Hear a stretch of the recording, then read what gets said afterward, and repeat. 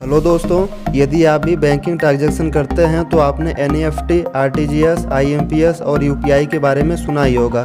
शायद आपने इसके माध्यम से पैसे भी ट्रांसफ़र किए हों, लेकिन क्या आपको पता है एनईएफटी, आरटीजीएस, आईएमपीएस और यूपीआई क्या है और इनमें क्या अंतर है?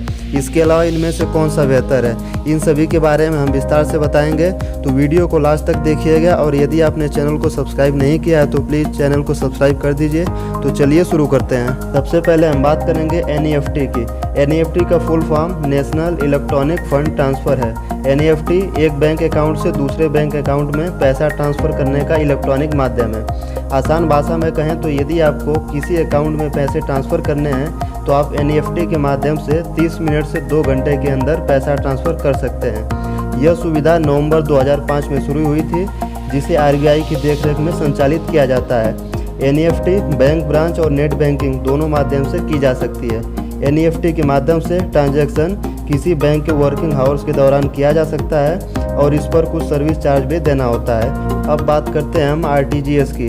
आरटीजीएस का फुल फॉर्म है real time gross settlement. RTGS के माध्यम से पैसे ट्रांसफ़र रियल टाइम में होते हैं। रियल टाइम का मतलब यह है कि जब आप एप्लीकेशन देंगे तो बस 2 या 3 मिनट में ट्रांजैक्शन हो जाता है। यह ट्रांजैक्शन बैंक ब्रांच और नेट बैंकिंग दोनों माध्यम से किया जा सकता है, लेकिन इसमें कुछ कमियां हैं। यह हाई अमाउंट पर ही काम करता है, जैसे कम से कम 2 लाख रुपये का भुगतान आरटीजीएस के माध्यम से किया जा सकता है। 2 लाख से कम अमाउंट के लिए आरटीजीएस मुमकिन नहीं है। आरटीजीएस भी किसी बैंक के वर्किंग आवर के दौरान ही किया जा सकता है और ट्रांसफ़र किए जाने वाले अमाउंट के हिसाब से सर्विस चार्ज भी देना होता है। अब देखते हैं आईएमपीएस के बारे में। आईएमपीएस का फुल फॉर्म है इमीडिएट पेमेंट सर्विस।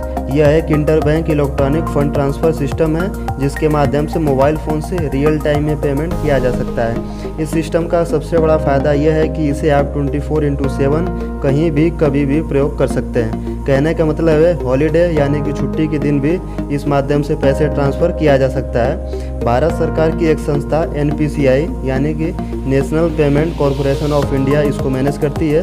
इसकी शुरुआत 2010 में पायलट प्रोजेक्ट के तहत 4 बैंकों SBI, bank of India, union bank of India और आईसीआईसीआई बैंक ने शुरू किया था, लेकिन आज ये सुविधा सभी बैंकों के पास है।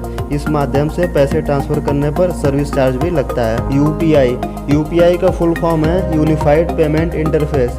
इस सिस्टम को एनपीसीआई ने 20 अप्रैल 2016 को लॉन्च किया था और इसे आरबीआई मैनेज करता है। इस सिस्टम के माध्यम से रियल टाइम में 24/7 पैसे ट्रांसफ़र किया जा सकता है। यह आईएमपीएस से बेहतर सिस्टम है। जहां एनईएफटी, आरटीजीएस और आईएमपीएस में भुगतान करने के लिए bank account number, IFSC code की आवश्यकता होती है, वहीं यूपीआई के माध्यम से सिर्फ मोबाइल नंबर और ईमेल के आधार पर पेमेंट किया जा सकता है। यूपीआई के माध्यम से पेमेंट करने के लिए आपके पास कोई भी यूपीआई ऐप जैसे गूगल पे, फ़ोन पे, भीम यूपीआई या किसी भी बैंक का यूपीआई ऐप होना ज़रूरी है।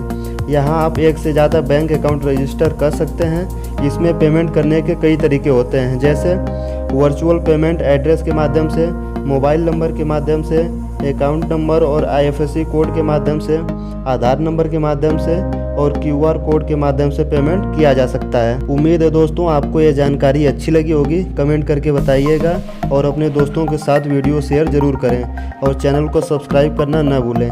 मिलते हैं अगले वीडियो में ऐसे ही कुछ और जानकारी के साथ। धन्यवाद।